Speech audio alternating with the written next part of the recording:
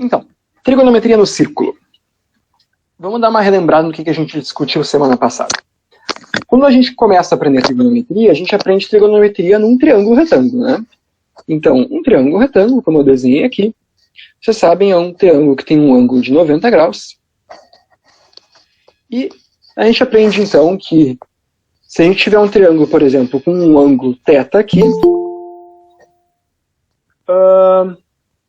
esse triângulo ele pode ter vários tamanhos diferentes, né? Mas saber os ângulos dos triângulos, desse triângulo retângulo, nos define a proporção entre os lados. Então, por exemplo, não importa quais foram as dimensões desse triângulo que eu desenhar, se ele tiver esse meu ângulo θ aqui, para contextualizar, vamos imaginar, por exemplo, que esse ângulo seja, sei lá, 40 graus ou o que for.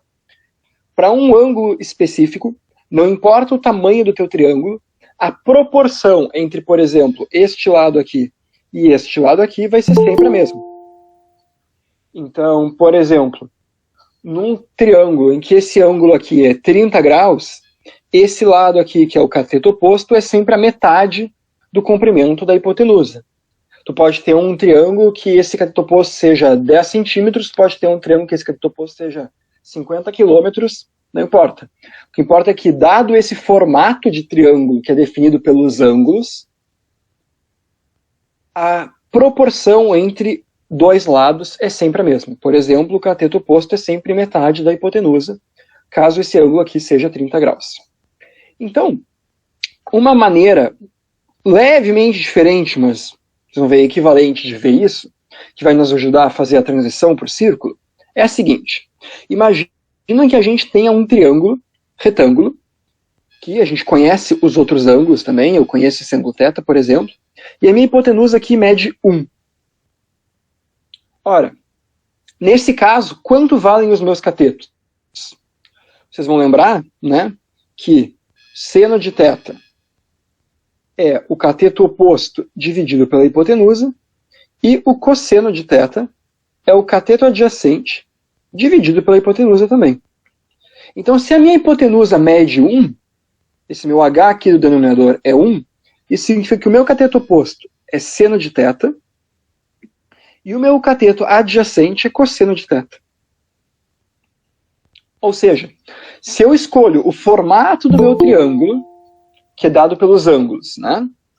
E eu escalo, eu defino o tamanho do meu triângulo, de forma que a minha hipotenusa seja 1, então, o seno de θ corresponde a essa dimensão vertical aqui, o cateto oposto, e o cosseno de θ corresponde a essa dimensão aqui, horizontal. Então, é como se a gente pudesse imaginar o seguinte. Imagina que tu tem um segmento aqui de comprimento 1. Imagina, por exemplo, que tu tem um graveto de comprimento 1 e ele está, sei lá, deitado assim, no chão. E daí tu começa a inclinar ele até que ele atinja um ângulo θ assim. Então tu pegou o teu graveto de comprimento 1 e colocou assim. Tu pode imaginar que esse graveto, então, ele faz tipo uma sombra aqui na horizontal e ele faz uma sombra aqui nessa dimensão vertical. O tamanho dessa sombra na horizontal é cosseno θ, e o tamanho dessa sombra na vertical é seno θ. E o que acontece? Então, por que isso tem a ver com o círculo? Bom, isso aqui, essa analogia que eu fiz, de imagina que tu tem esse graveto de comprimento 1, que tu inclina um certo ângulo θ, e tu vê o triângulo que tu forma, né? Vai funcionar para esses ângulos aqui θ entre 0 e 90. Se tu chegar em 90 graus, tu colocar o teu graveto aqui de pé, de repente tu não forma mais triângulo nenhum. Né? Mas, no momento que tu começar a girar ele para trás, tu pode começar a imaginar que tu começa a formar triângulo para trás também. Essa ideia de que tu tem esse segmento de comprimento fixo 1, que tu pode posicionar no ângulo que for, e daí medir a posição, digamos, vertical e horizontal dele, para calcular o seno e o cosseno, fica mais fácil de visualizar para um ângulo qualquer, se a gente olha isso dentro de um círculo de raio 1. Esse círculo de raio 1 aqui, então, vamos botar raio 1, é o que a gente chama de círculo trigonométrico. Então, o círculo trigonométrico nada mais é do que um círculo, deixa eu botar isso mais para a esquerda, do que um círculo de raio 1 num plano cartesiano. Então, imagina que tu tem um plano cartesiano aqui, tem esses teus dois eixos, x e y, e tu desenha, com centro na origem desse plano cartesiano, um círculo de raio 1. A ideia desse círculo de raio 1 é justamente esse círculo que é formado se tu pegar esse teu graveto de lado 1 e girar ele todos os ângulos possíveis. Então, como é que eu vou usar essa ideia para definir o que é o seno e o cosseno de um ângulo qualquer? Bom, cada ponto desse círculo, vamos dizer, se eu pegar um ponto aqui, ó,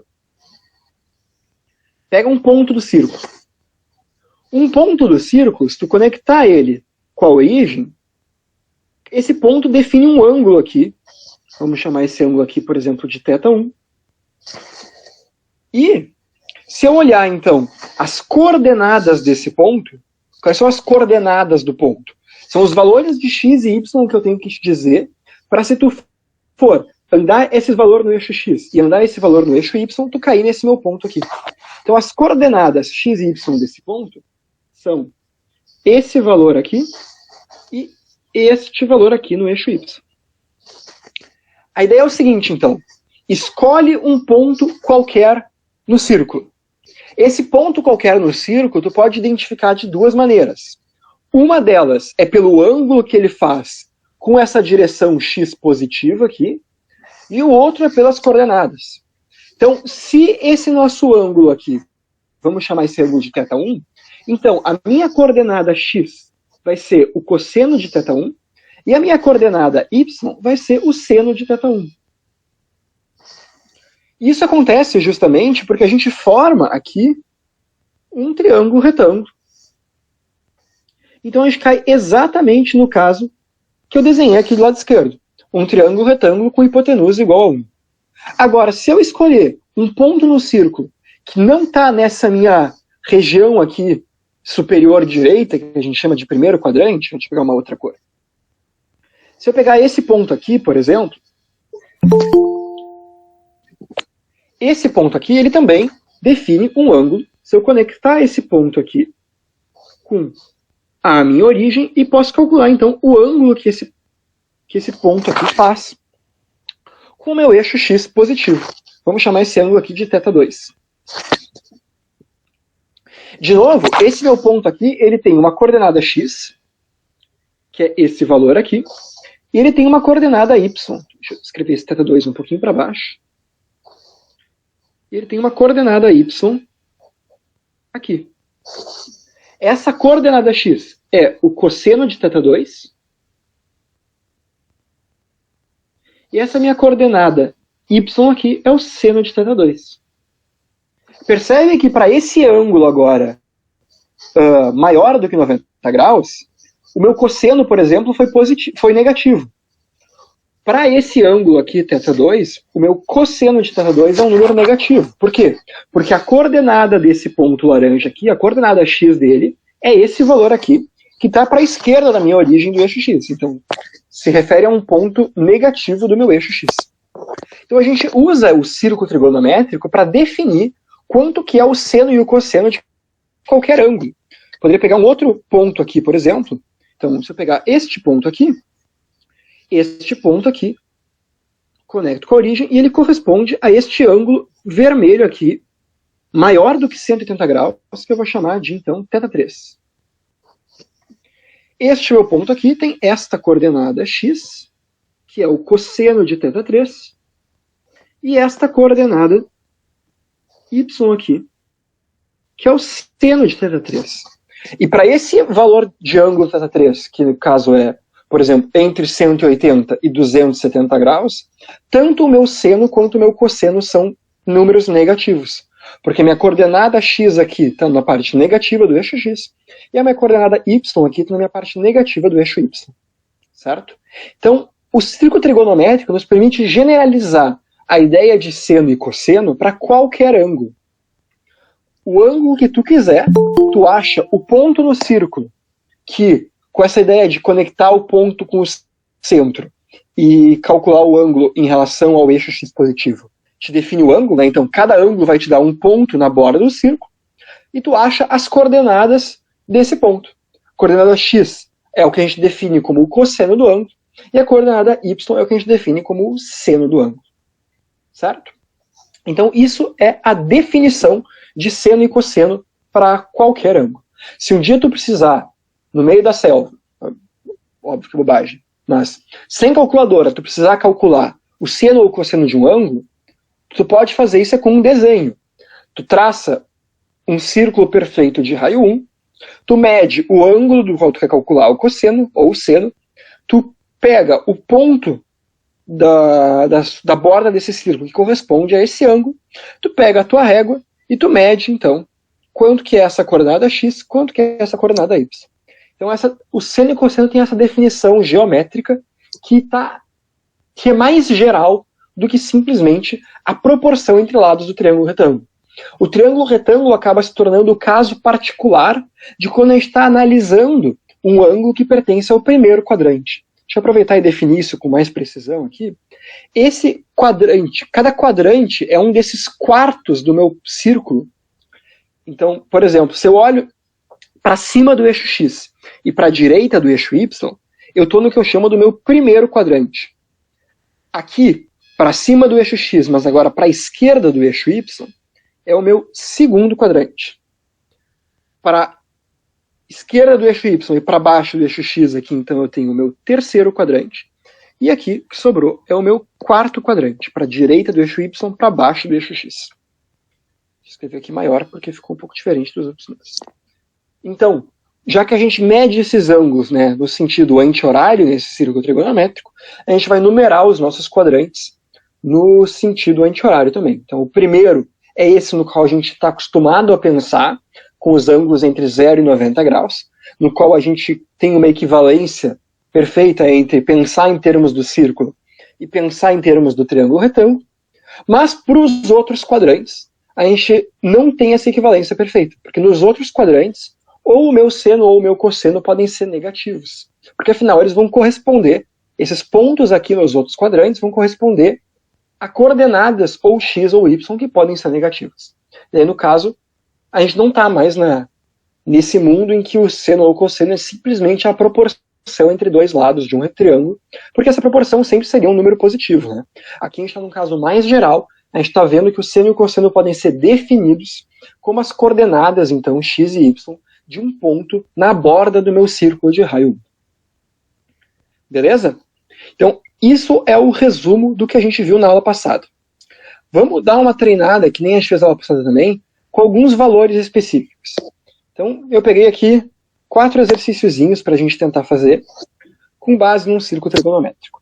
Então, por exemplo, se eu te perguntar quanto vale o cosseno de 180 graus, como é que tu faz isso? Bom, para calcular qualquer seno ou cosseno, tu tem que identificar na borda do teu círculo trigonométrico qual é o ponto que corresponde àquele ângulo. Então, 180 graus é esse ângulo aqui, né? Então, o meu ponto que corresponde a esse ângulo de 180 graus é este ponto aqui. Lembra que a gente sempre começa contando do eixo x positivo. Então, se eu parto posso imaginar que eu parto daqui e percorro ao longo desse círculo esse meu ângulo de 180 graus. Então, vou anotar que este ponto aqui amarelo corresponde ao meu ângulo de 180 graus. Agora, quais são as coordenadas x e y desse ponto? Bom, no caso, a minha coordenada x é quem? Esse meu círculo tem raio 1, né? Então, aqui, esse meu ponto aqui é o menos 1. Certo? Justamente, se essa minha distância da origem até a borda do círculo é 1, esse meu ponto aqui, então, está para o lado negativo do eixo, né? É o ponto menos 1. Então, a minha coordenada x desse ponto amarelo é menos 1, e a minha coordenada y é 0, né? Porque ele está em cima do eixo x. Então, se esse meu ponto aqui, que corresponde ao ângulo de 180 graus, tem coordenada x igual a menos 1, eu posso afirmar que o cosseno de 180 graus é igual a menos 1. Porque, afinal, o cosseno de 180 graus é, por definição, a coordenada x do ponto aqui na borda do círculo que corresponde a um ângulo de 180 graus. E se eu quisesse calcular, então, o seno de 120 graus, por exemplo? Bom, 120 graus está no meu segundo quadrante. Deixa eu pegar outra cor aqui. Verde eu usei para as letras. Azul. 120 graus. Se eu andar 90, eu pararia aqui. Se eu andar mais 30 graus, eu caio no meu 120 graus. Então, vamos dizer que o meu 120 graus que corresponde a este ângulo azul. 120 graus. É esse meu ponto. Como é que eu calculo, então, o seno de 120 graus? Ora, o seno é a coordenada y desse ponto. Então, eu preciso ver qual é a coordenada y desse meu ponto azul. Então, é esse valor aqui que eu marquei no meu eixo y. A gente já vê pelo desenho que esse meu seno é um número positivo. A pergunta é, qual número, né? Então, como é que a gente faz isso? A maneira de fazer isso é perceber que mesmo que a gente esteja fora do primeiro quadrante, a gente pode enxergar aqui um triângulo retângulo mesmo assim. E olhar para quem seria, por exemplo, este ângulo aqui. Porque percebe que esse ângulo azul aqui que eu desenhei com a flechinha, ele é 120 graus, né? É o ângulo que define esse meu ponto. Agora, então, esse ângulo que ficou dentro do meu triângulo, ele é 60 graus. Então, embora eu esteja fora do meu primeiro quadrante, eu consigo desenhar aqui um triângulo retângulo de hipotenusa igual a 1, e justamente a minha coordenada y é igual ao comprimento desse meu cateto oposto ao ângulo de 60 graus. E por definição, o cateto oposto ao ângulo de 60 graus em um triângulo cuja hipotenusa vale 1 é o próprio seno de 60. Ou seja, eu estou vendo aqui que esse meu ponto, que corresponde ao ângulo de 120 graus, a coordenada y dele é igual a esse comprimento, e este comprimento aqui vale seno de 60 graus, que vocês talvez já saibam de cor, se não sabem é importante decorar, é raiz de 3 sobre 2. Por que o meu seno de 120 é igual ao meu seno de 60?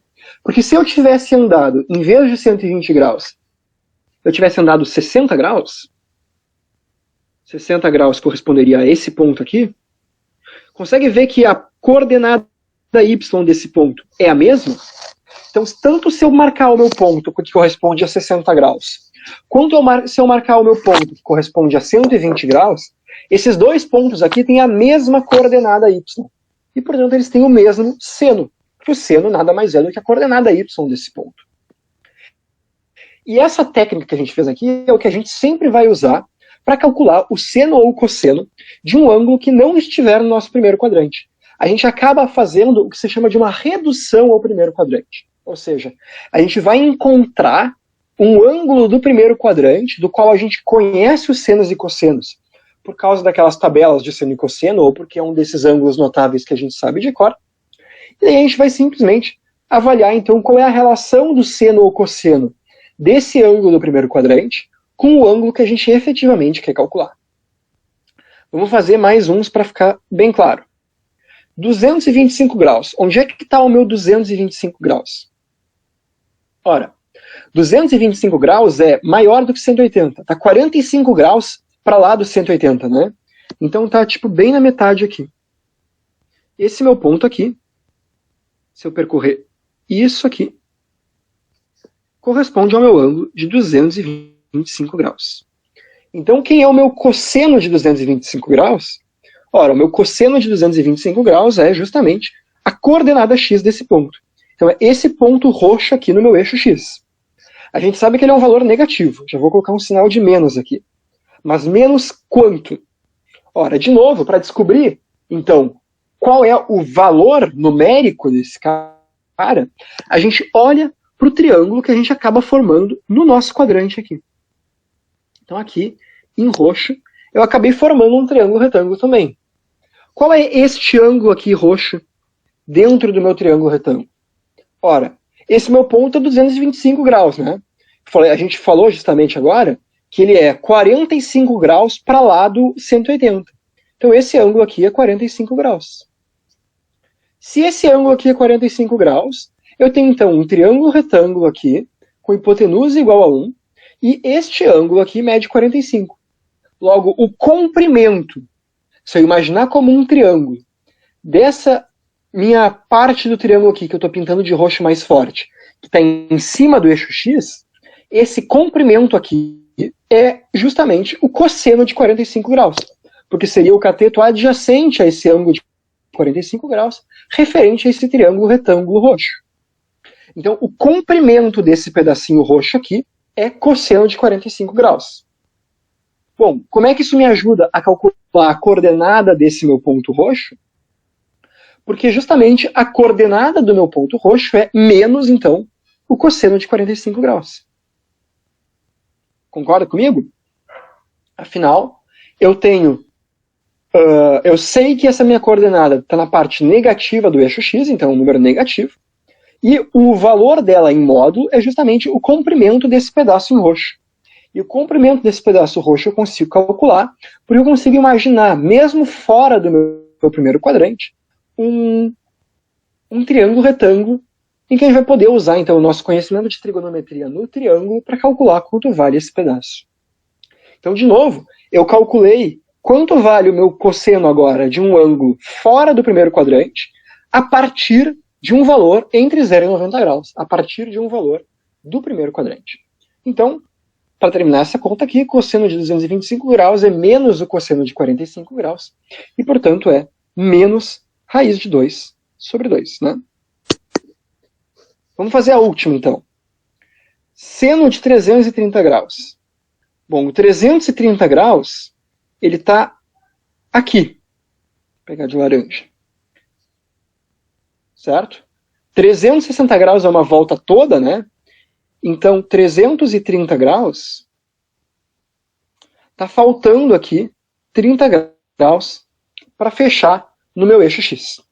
Então, se eu quero calcular quem é o seno de 330, eu quero pegar esse ponto aqui e descobrir quem é a coordenada y dele. Como que eu acho a coordenada y? Ora, eu sei que ela é negativa para começar, então o conhecimento do meu quadrante já me dá direto o meu sinal. Eu estou no quarto quadrante, eu quero calcular um seno. Como eu estou na parte, então, negativa do eixo y, esse meu seno é negativo. Mas como é que eu calculo, então, qual é o valor desse seno? Olha, eu preciso descobrir quanto mede esse comprimento aqui.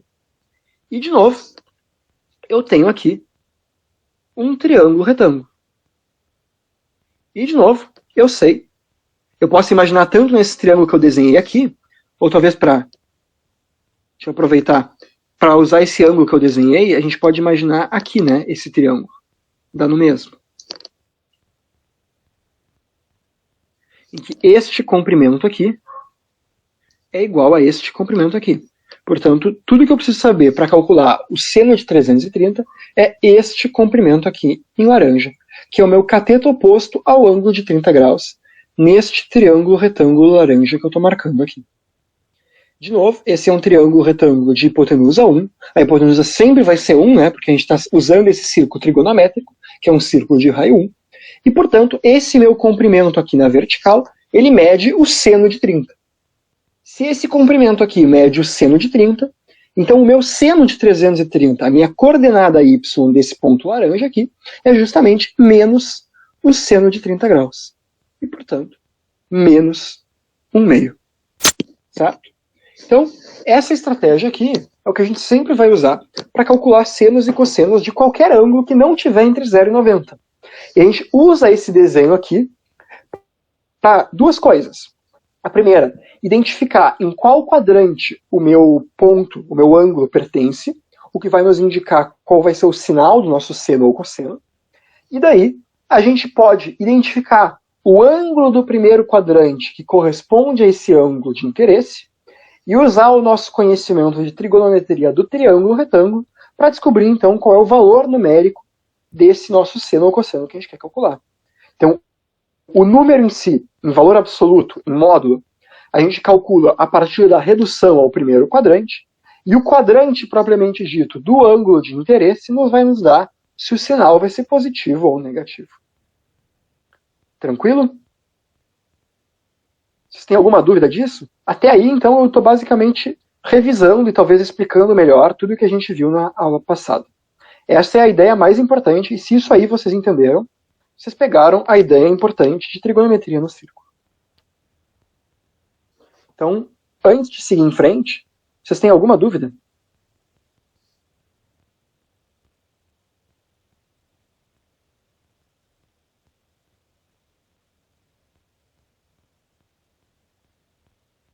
Ninguém, nenhuma dúvida? Alguém está tão perdido que não sabe nem como perguntar? Pode avisar também. Às vezes a gente não entendeu nada e não tem nada de errado nisso. A gente simplesmente não sabe como fazer a pergunta. Não? Bom, qualquer coisa, então a gente volta atrás se vocês precisarem.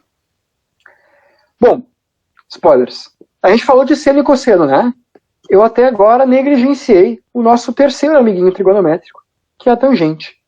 Então essa é a pergunta que eu faço para vocês. E a tangente? Né? Bom, a primeira coisa que a gente pode pensar, que já resolve o nosso problema, é o seguinte. Eu sei calcular o seno e o cosseno de qualquer ângulo agora. Tu me diz o ângulo que for, positivo ou negativo, né? Negativo seria andando no sentido horário em vez de anti-horário. E tu marca no círculo, tu vê a coordenada, tu acha o seno e o cosseno. Bom, vocês vão lembrar de trigonometria do triângulo? Que vocês podem pensar a tangente de θ como sendo, deixa eu fazer um pouquinho para baixo. A tangente de θ nada mais é do que o seno dividido pelo cosseno.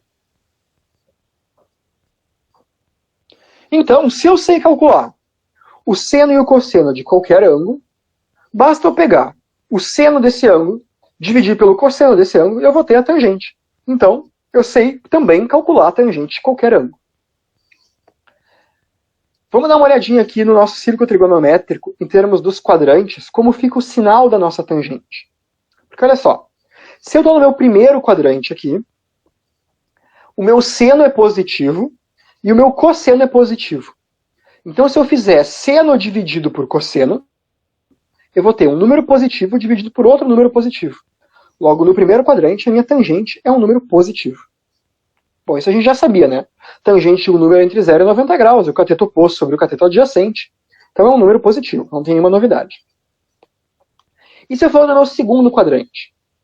No meu segundo quadrante, o meu seno ainda é um número positivo, porque no meu segundo quadrante eu estou na parte superior do meu plano.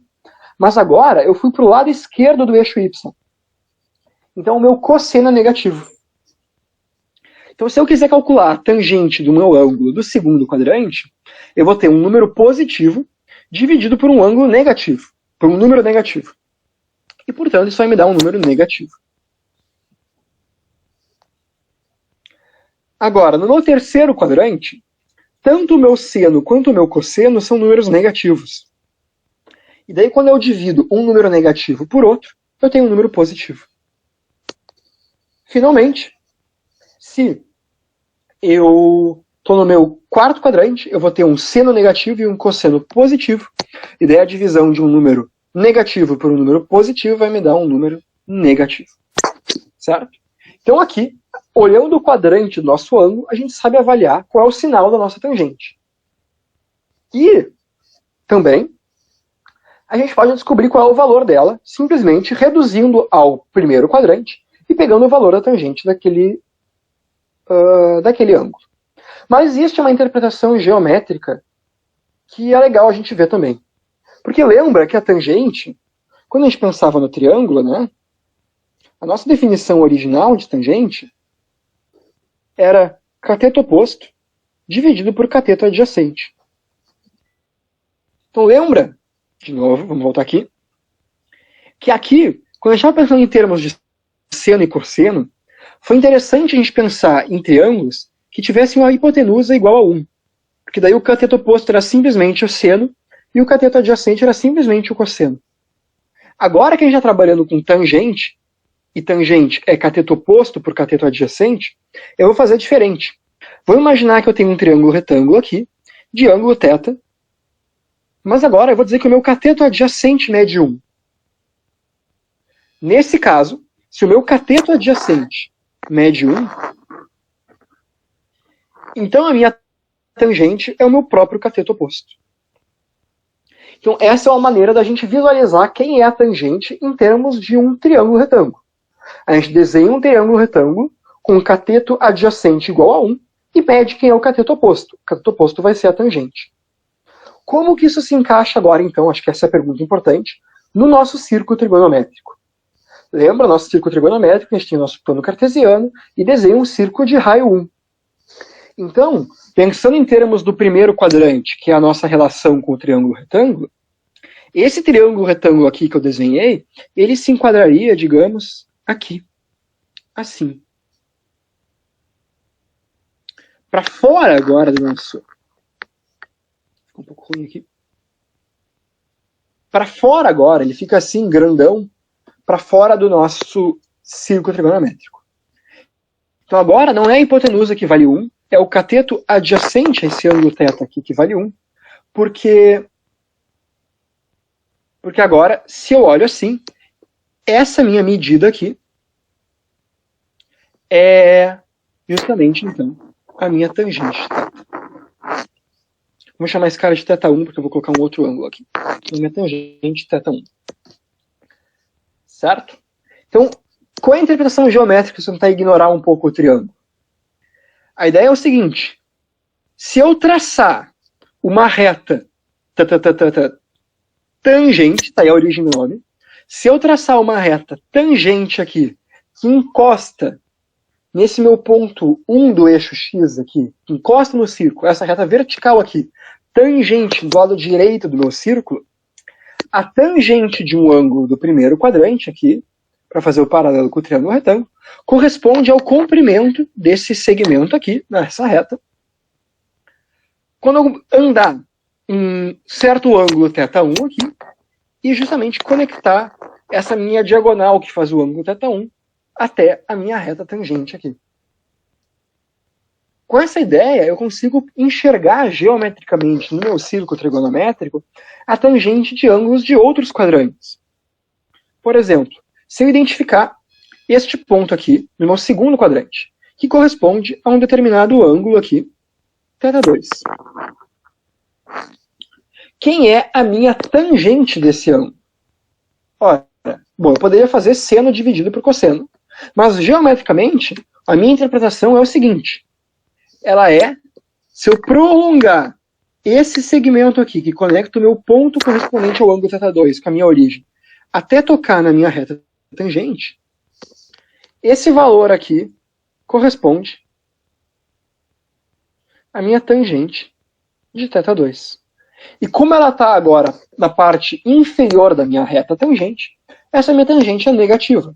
De fato, eu sabia que a minha tangente era negativa, porque eu conheço, eu analisei o sinal e eu sei que para ângulos do segundo quadrante, a minha tangente vai ser um número negativo.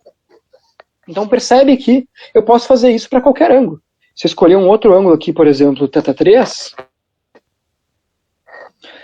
se eu conectar esse ponto aqui, então, este é o meu ângulo θ3 aqui. Se eu fizer a conexão disso aqui até bater nessa reta tangente, eu estou encontrando aqui quanto que é a minha tangente de θ3. Como ela ficou do lado positivo dessa minha reta tangente, né, é um número positivo a tangente desse ângulo. De fato, eu já sabia isso. Então, no terceiro quadrante, né, minha tangente tem que ser um número positivo. Então, essa é a ideia. A princípio, tudo que eu preciso saber para calcular uma tangente é fazer seno dividido por cosseno, porque eu sei calcular o seno e o cosseno de qualquer ângulo. Mas existe essa interpretação geométrica também aqui, que é justamente por causa dela que cateto oposto por cateto adjacente se chama tangente. Porque no círculo trigonométrico, a gente enxerga a tangente de um ângulo como sendo o comprimento na reta tangente ao círculo desse meu segmento aqui. Feito? Vamos fazer uns exemplos numéricos aqui para ver se isso ficou bem claro. Então, tangente de 150 graus. Como que eu acho? Primeira coisa, marca cadê o teu 150 graus no teu eixo, no teu círculo. Fugiu a palavra. Então 150 graus está tipo aqui, né? Está no meu segundo quadrante, portanto eu sei que a minha tangente é negativa. Como que eu posso achar essa tangente? Bom, uma maneira é tu imaginar a tua reta tangente aqui desenhada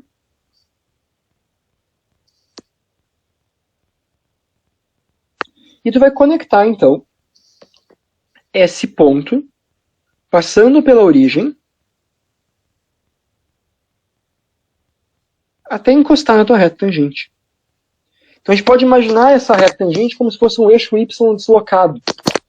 E justamente o nosso valor da tangente seria essa coordenada Y aqui deste ponto, da interseção agora com essa reta tangente.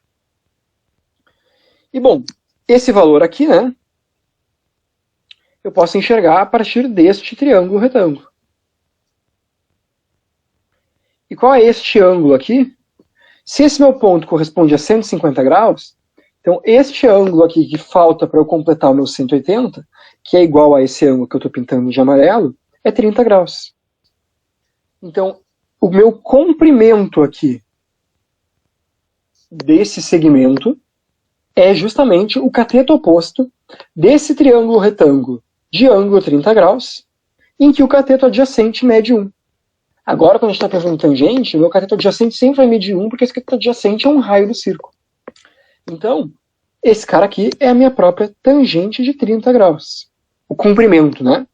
E, portanto, a minha tangente de 150 é menos a tangente de 30. E vocês sabem, isso vai dar menos raiz de 3 sobre 3. Então, a ideia é a mesma do que no caso do seno e cosseno. Tu faz a redução ao primeiro quadrante. Se a gente quisesse calcular o seno ou o cosseno de 150 graus, a gente também ia cair no primeiro quadrante, nesse ângulo de 30 graus. Então é a mesma coisa, é a mesma redução ao primeiro quadrante que tu faz. A única diferença é que para analisar o sinal, em vez de olhar em termos de posição no eixo X ou no eixo Y, tu vai usar aquela ideia, né, de que aqui a minha tangente é positiva, aqui ela é negativa, aqui ela é positiva e aqui ela é negativa. Então estou no segundo quadrante, minha tangente é negativa. Certo? Tangente de 240, quanto que é? 240 é 180 mais 60. Então é tipo aqui. Esse é o 240 graus.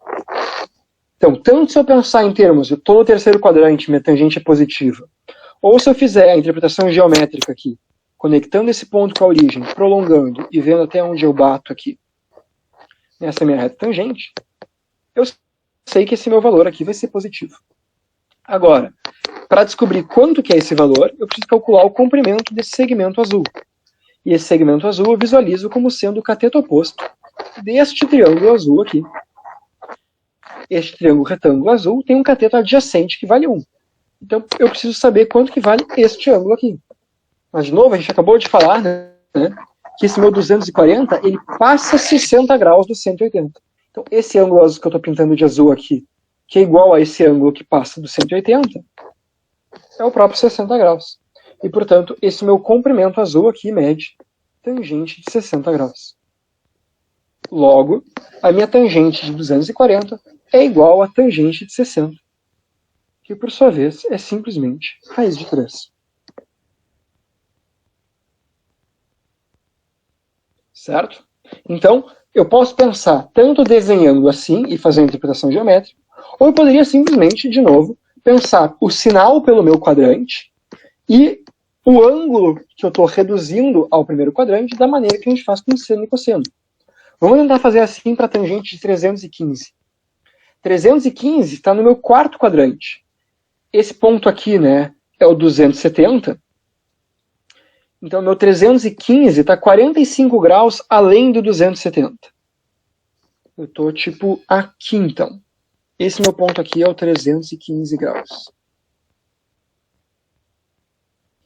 Então, sem pensar em termos de reta tangente, vamos fazer só em termos de redução ao primeiro quadrante. O quadrante do meu ângulo aqui me diz o sinal. Como eu estou no meu quarto quadrante, no quarto quadrante a tangente é negativa, essa minha tangente 315 é um número negativo. Agora, qual o número negativo? Qual é a minha redução ao primeiro quadrante?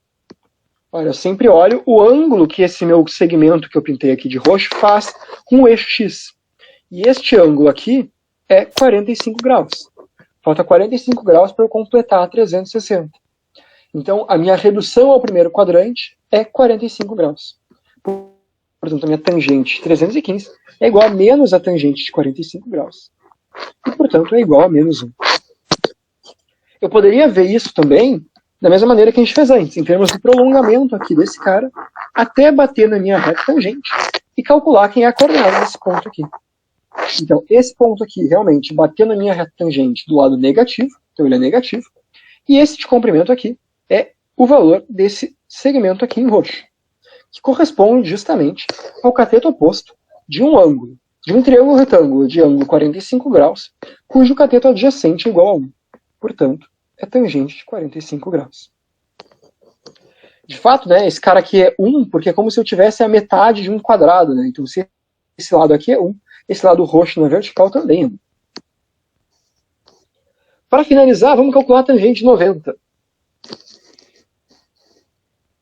90 graus é quem? 90 graus é este ponto aqui.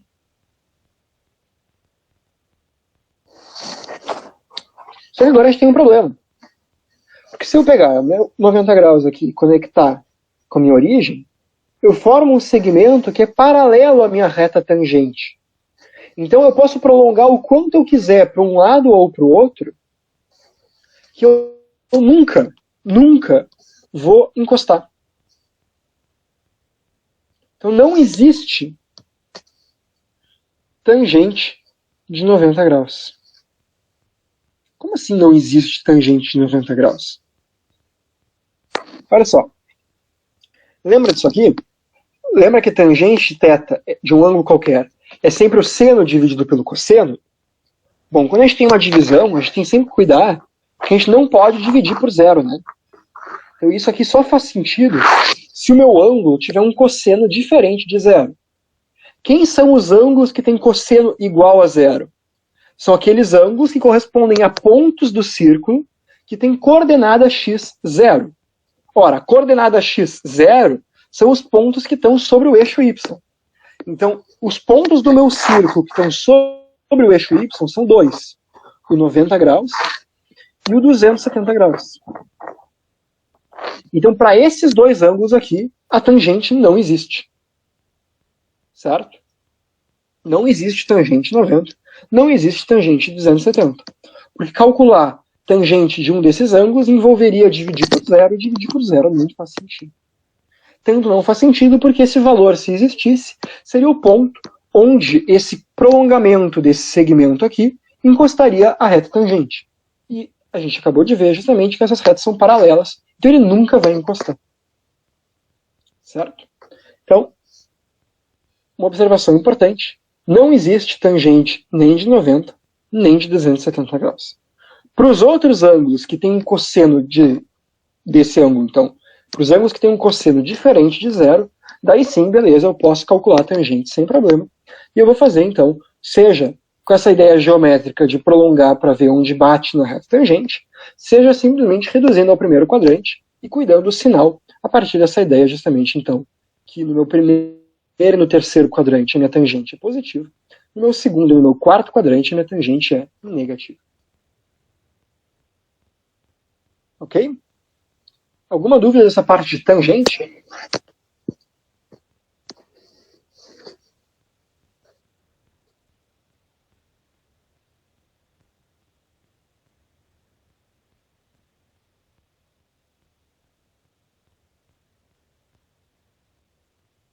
Não? Então tá. Vocês estão muito quietos. Mas vamos continuar. Qualquer coisa, vocês me interrompam, me perguntem e eu volto. Para terminar a nossa discussão, vamos falar sobre radianos. Então, para introduzir esse assunto, vou fazer uma pergunta para vocês. Deixa eu parar para pensar por que diabos a gente mede ângulos em graus? Tipo, por quê? Da onde que vem graus? Quem é que escolheu isso? O que é um grau? Como é que eu defino o que é um grau? Bom, a ideia do grau, a gente define, digamos, pensando que se eu tiver um ângulo que corresponde a uma volta completa, digamos, este ângulo aqui, de uma volta, eu penso que este ângulo aqui é um ângulo de 360 graus. Essa é a minha definição de graus, né? Uma volta completa é 360 graus. A gente está tão acostumado a ver isso, né, desde tão pequeno, que a gente nem para pensar que eu poderia definir diferente. Eu poderia definir que uma volta é um outro valor. Mas já vamos lá. Então tá, uma volta é 360 graus. O que isso significa? Significa que se eu tiver um outro ângulo aqui, por exemplo, vou tentar desenhar um pouquinho mais reto, Fábio. Sei lá, este ângulo aqui. Vamos dizer que esse ângulo é 1/8 de volta. Imagina que tu tem a tua volta, tu divide em 4, depois tu divide ao meio de novo. Então esse ângulo aqui é 1/8 de volta.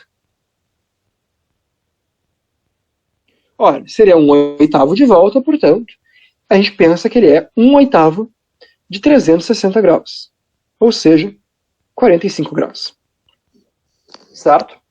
Então, a gente escolher medir em graus nada mais é do que definir um número que corresponde a uma volta completa. A gente poderia não ter escolhido 360. Até que se eu parar para pensar, parece uma escolha meio estranha, né? Por que 360? Quando está formando a Convenção do Sistema Internacional de Unidades, vocês devem conhecer de física, o SI, né? A ideia era justamente padronizar unidades que fossem fáceis de trabalhar. Os americanos, os britânicos lá, trabalham com as unidades imperiais, que as conversões são um inferno. Então a ideia é padronizar, por exemplo, usar metro, usar quilograma, né? Assim por diante. Então surgiu a ideia de padronizar o ângulo também. E a ideia era, então, vamos usar um valor mais fácil de trabalhar do que 360 graus. E os caras criaram uma unidade chamada de grado. Uma volta completa seriam, então, não 360 graus, mas 400 graus. Sei lá comigo. O símbolo é GOM. Não sei nem porquê, mas isso não importa muito. É mais curiosidade agora. 400 graus. Por que 400? Porque daí, se tu tem um número entre 0 e 100, tu está no primeiro quadrante. Se tem um número entre 100 e 200, tu está no segundo quadrante. Se tem um número entre 200 e 300, tu está no terceiro quadrante. Se tem um número entre 300 e 400, tu está no quarto quadrante. Mais fácil que 360, né? Afinal, a gente pensa em base 10, em base 100. Por que não dividir a minha volta em 400 partes iguais, em vez de dividir em 360 partes iguais? Mas, como vocês nunca devem ter ouvido falar de grado, e eu ouvi falar tipo de curiosidade, assim, nunca usei um grado na minha vida, obviamente isso não pegou.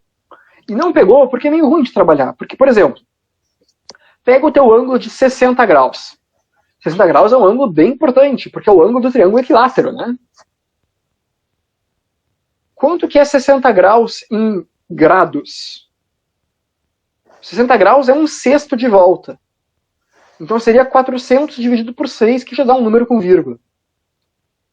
Então, poxa, será que vale a pena eu trabalhar com grados se ângulos tão comuns, tipo 60 graus, me dão um valor tão quebrado? E daí, por ser chato de trabalhar com grado, ninguém usa grado. Todo mundo segue usando o grau que eu estava acostumado desde muito tempo atrás.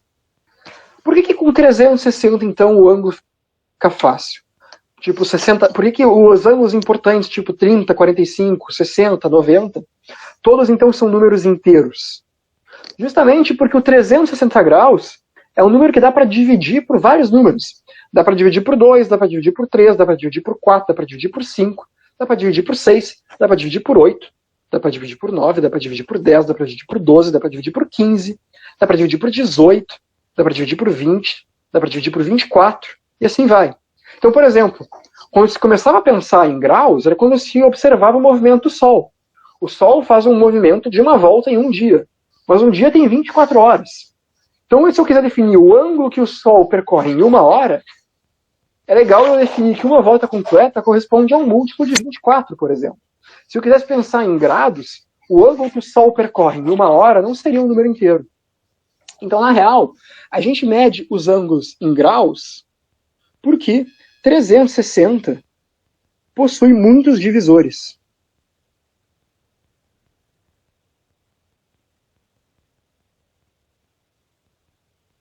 É um número relativamente pequeno. Eu consigo visualizar o que significa dividir uma volta em 360 partes. Se eu escolhesse um número tipo 10.000, seria muito mais difícil de enxergar o que era uma dessas 10.000 partes. Mas ao mesmo tempo em que ele não é um número tão grande, ele é um número com muitos e muitos divisores.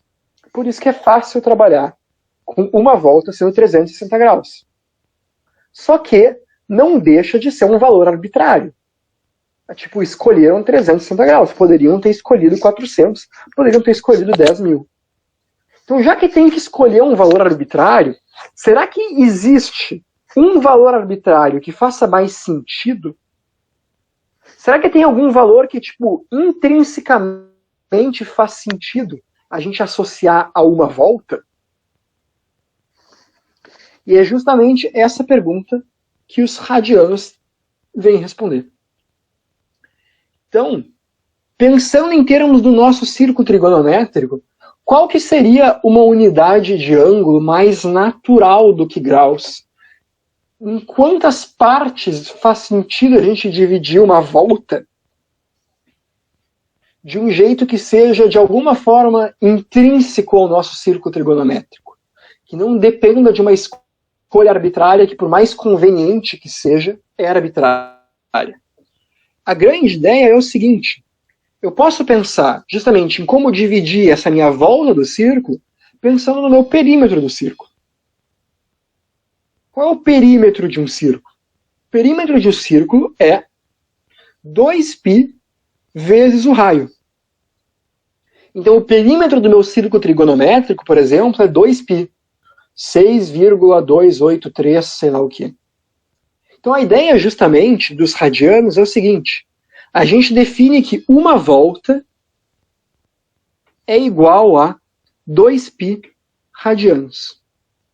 Que isso faz o paralelo com a fórmula do perímetro do círculo. Uma volta é o equivalente a fazer o perímetro do círculo.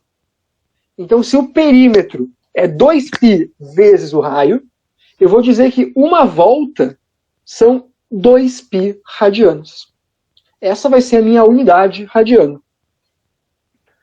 A verdadeira utilidade dela, vocês só vão apreciar se vocês fizerem cálculo. Então, se vocês forem para algum curso na universidade, que vocês vão estudar cálculo, vocês vão estudar, por exemplo, as derivadas das funções trigonométricas, tipo seno e cosseno. E daí vocês vão ver que não trabalhar com radiano não faz sentido nenhum. O verdadeiro motivo, digamos, prático, útil de usar radiano, a gente acaba não apreciando no ensino médio. E eu, infelizmente, não tenho como justificar para vocês sem fazer um desvio muito grande.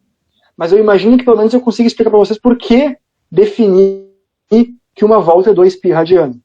Porque justamente a gente está procurando uma maneira intrínseca de definir quantos de uma unidade de ângulo vale uma volta. E a maneira intrínseca que faz mais sentido é justamente fazer o paralelo entre o ângulo de uma volta com o perímetro de uma volta completa. E o perímetro de uma volta completa é o perímetro do círculo. Certo? Então, essa é a ideia. O que acontece, então? O que é um ângulo de 1 radiano? Né? Ora, vê se tu consegue enxergar. Imagina que tu parte desse ponto e tu começa a caminhar por cima da borda do teu círculo trigonométrico. Vamos pensar, por exemplo, em metros. Vamos dizer, para ficar mais visual assim. Vamos dizer que esse meu círculo trigonométrico tem raio 1 metro. Tá? Então, se eu andar 2π radianos, se eu der essa volta completa, eu andei 2 2π metros, né? Meu raio é 1, então o meu perímetro é 2π. Ou seja, existe uma relação 1 para 1 entre o ângulo que eu percorro com a distância que eu percorro caminhando em cima dessa borda. Então, o que é 1 radiano? Parte desse ponto e caminha durante 1 metro. Se tu caminhar durante 1 metro, tu vai parar mais ou menos aqui. Porque afinal, 1 metro é este comprimento aqui, né? Isso aqui é 1 metro. Então imagina que tu caminha aqui até andar um arco de circunferência de comprimento igual a 1. O ângulo, então, correspondente a esse arco de comprimento igual a 1 é justamente 1 radiano. Ou seja, o ângulo em radiano corresponde ao comprimento do arco correspondente àquele ângulo. Um perímetro inteiro, né, são 2π radianos. Então, meio perímetro, meia volta no círculo, são π radianos, e π é 3,14. Ou seja, se eu quiser ver, por exemplo, 3 radianos, olha, eu sei que se eu andar meia volta inteira, eu vou ter andado 3,14 metros. Então, se eu andar 3 metros, eu vou parar, tipo, aqui, mais ou menos. Né? Então, este meu ângulo laranja aqui são 3 radianos. Porque esse meu comprimento de arco aqui laranja é igual a 3. Então essa é a ideia. É justamente uma maneira intrínseca de tu definir um ângulo. O ângulo é definido simplesmente pelo comprimento do arco do círculo trigonométrico que o ângulo define. Com essa ideia, nós temos então que 1 radiano é aproximadamente 57 graus. É um valor de referência meio útil para ter na cabeça. Mas não é isso que tu vai usar para fazer conta. Então, antes de ir para a parte final da nossa aula, que a gente vai fazer umas continhas de conversão entre grau e radiano, de novo. Entenderam a ideia dos radianos? Alguma dúvida aí?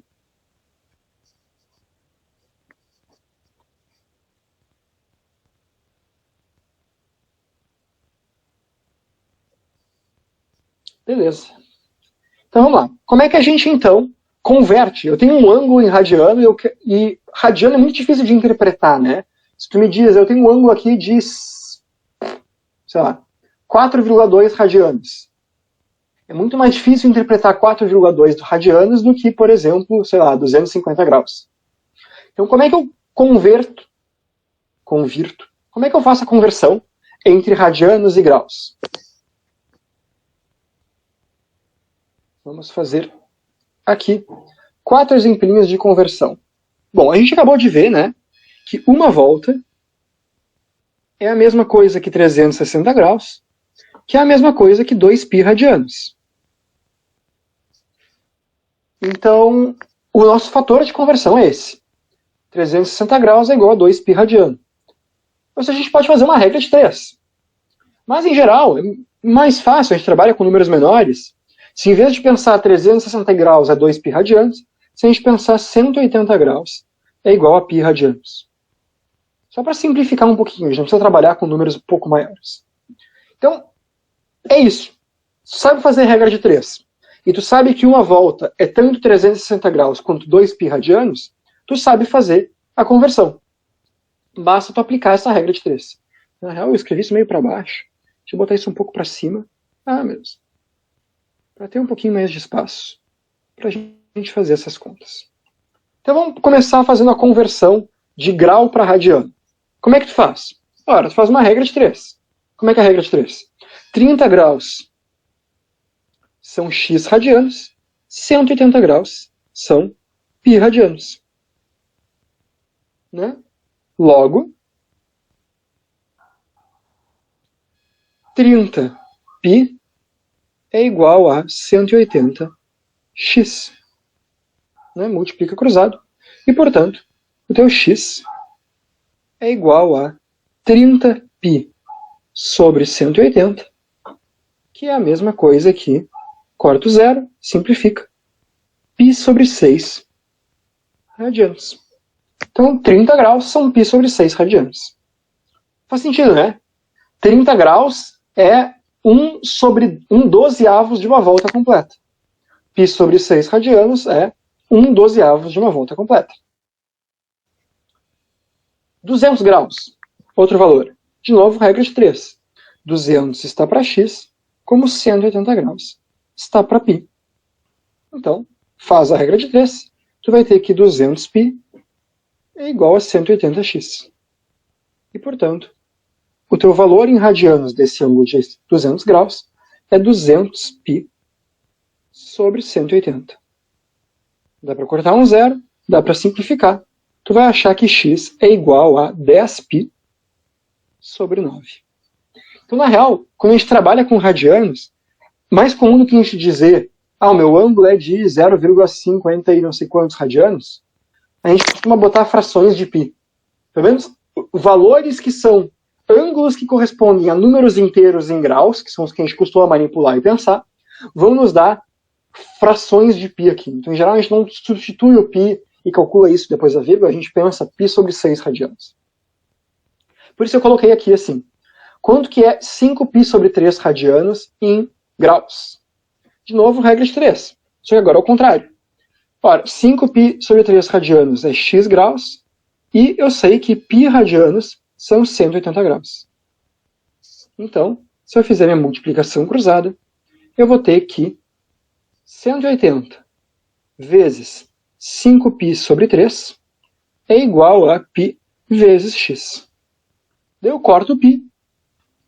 180 dá para dividir por 3, fica 60. E, portanto, o meu x é 60 vezes 5. O meu x é, então, 300 graus. Mais uma para a gente fechar, então. Quanto que é 3/4 de π radianos em graus? De novo, regra de 3. 3/4 de π está para x, como π radianos está para 180 graus. E daí, tu vai lá, já está cansado de fazer isso, multiplica para o cruzado. Tu vai ter que 180 vezes 3π sobre 4 é igual a π vezes x. De novo, aqui a gente pode cortar o π. 180 dá para dividir por 4, né? Nos dá 45. E, portanto, o meu x é 3 vezes 45, que é 135 graus. Então tá aí. Simples assim, com regra de 3, a gente converte um ângulo de radiano para grau. Um último comentário aqui, só para fechar, é que, em geral, a gente não precisa escrever rad para indicar radiano. Deixa eu escrever isso aqui. Uma observação. Se um ângulo não é informado com, vou botar unidade entre aspas, porque isso não é bem uma unidade, né? Mas enfim, assim fica claro. Se um ângulo não é informado com unidade, então por convenção, ou seja, porque se decidiu que é assim, interpretamos como radianos.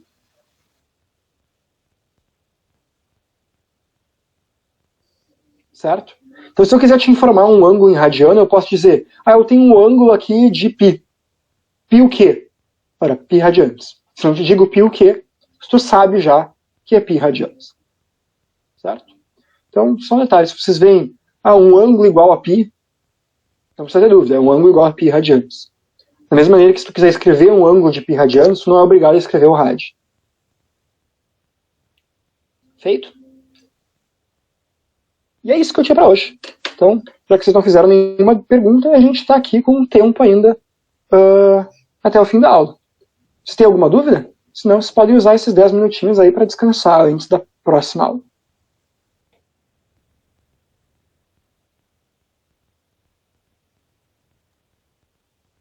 Só o João me responde hoje. Alguém tem alguma dúvida?